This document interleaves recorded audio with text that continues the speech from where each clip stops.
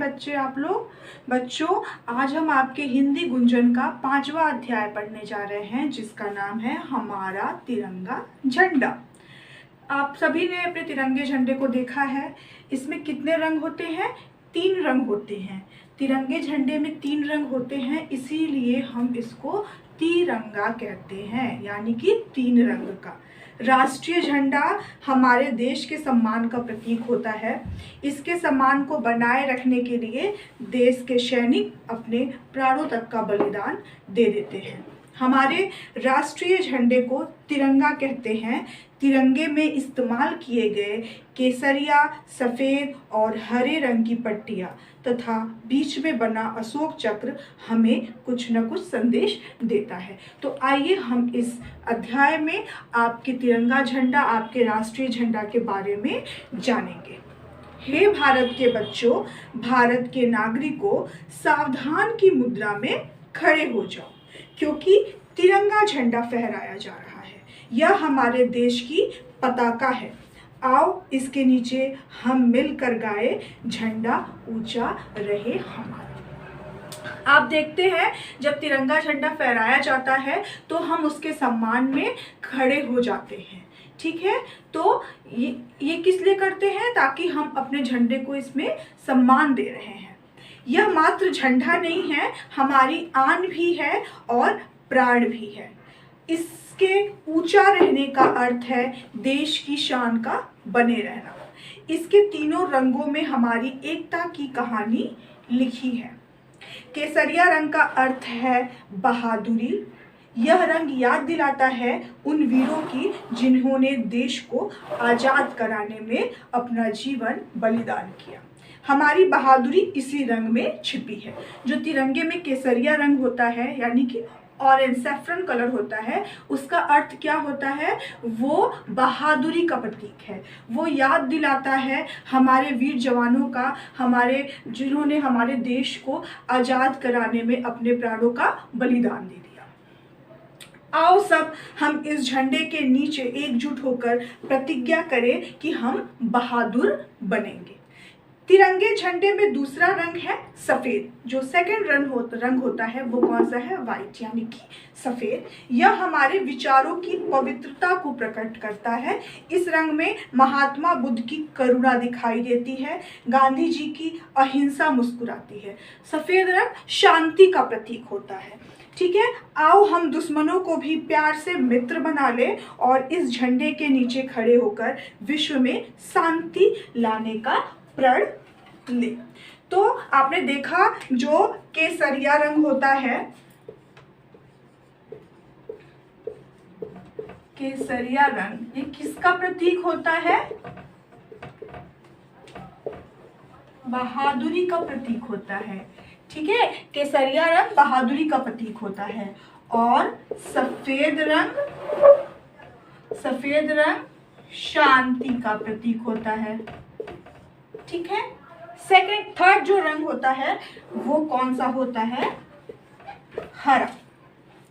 तो झंडे के हरे रंग का अर्थ है हरियाली और खुशहाली। यह रंग भारत के खेत खेत में बिखरता है और हर मैदान में बरसता दिखाई देता है। हमारा देश किसानों का देश है, मेहनत करने वाले श्रमिकों का देश है। इस रंग में हमारी पंचवर्षीय योजनाओं की सफलता छिपी है। इन योजनाओं से आने वाले समय में देश में कारखानों, स्कूलों, अस्पतालों और नहरों का जाल सा बिछ जाएगा। तो हरा रंग किसका प्रतीक है? हरा रंग हरियाली का प्रतीक है, ठीक है। हरियाली का प्रतीक है, समृद्धि का प्रतीक है, जो हमारे देश की समृद्धि है उसका प्रतीक है, ठीक है। समझ में आया? तिरंगे के बीच में आपने देखा होगा एक अशोक चक्र होता है, ठीक है। एक राउंड सा चक्र होता है जिसको हम बोलते हैं अशोक चक्र, और इसमें क्या होती है? तिलिया बनी होती है। आपने देखा होगा तिरंगे झंडे में ऐसा एक राउंड शेप होता है और उसमें ऐसे ऐसे ऐसे ऐसे ऐसे करके तीलियां बनी होती है। तो ये कितनी तीलियां होती हैं? 24 तीलियां होती हैं, 24, ठीक है। 24 तीलियां होती हैं, जिसका मतलब है दिन के 24 बहुमूल्य घंटे। हमारे दिन में कितने घंटे होते हैं? 24 घंटे। यानी कि इसका मतलब है हमारे दिन का बहुमूल्य 24 घंटा।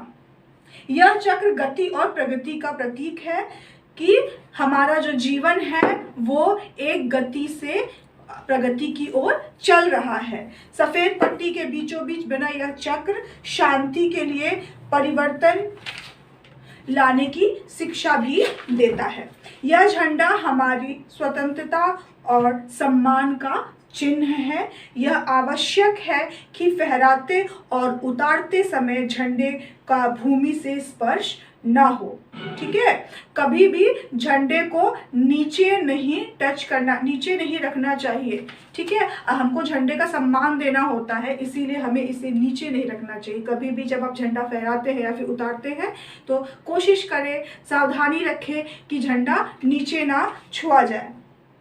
झंडे के सम्मान की रक्षा करना हमारा कर्तव्य है। और आओ इस झंडे की छाया में खड़े होकर हम अपने देश को हरा भरा और खुशहाल रखने का प्रण लें और गाए कि झंडा ऊंचा रहे हमारा। ठीक है, तो आपका ये चैप्टर अभी यहीं पे पूरा होता है। इसके बाद अब शब्दार्थ देखते हैं। पहला है नागरिक। नागरिक का अर्थ है निवासी यानी सिटीजन्स। फिर है अहिंसा यानी हिंसा ना करना, मारपीट ना करना। है पंचवर्षीय। पंचवर्षीय का मतलब है 5 सालों की। फिर है प्रगति। प्रगति का मतलब क्या होता है? उन्नति। फिफ्थ है प्रतीक। प्रतीक का मतलब होता है सिंबल, निशान या चिन्ह। 6 है परिवर्तन यानी कि बदलाव। सम्मान, आदर। फिर है स्पर्श यानी कि छूना, टच करना।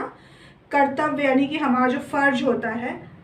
प्रण यानी शपथ लेना। ठीक है, तो यहाँ पे 6 शब्दार्थ दिए हैं, वो शब्दार्थ आप अपने कॉपी पे लिखेंगे और उसको याद करेंगे। उसके बाद कुछ मौखिक क्वेश्चन है और कुछ लिखित है। ठीक है, तो उसका हम आपको गूगल क्लासरूम में उसका हम क्वेश्चन आंसर आपको लिखवा देंगे, आप उसको वहाँ पे देख के कर लीजिएगा। बाकी जो नेक्स्ट चैप्टर है वो हम नेक्स्ट वीडियो में देखेंगे।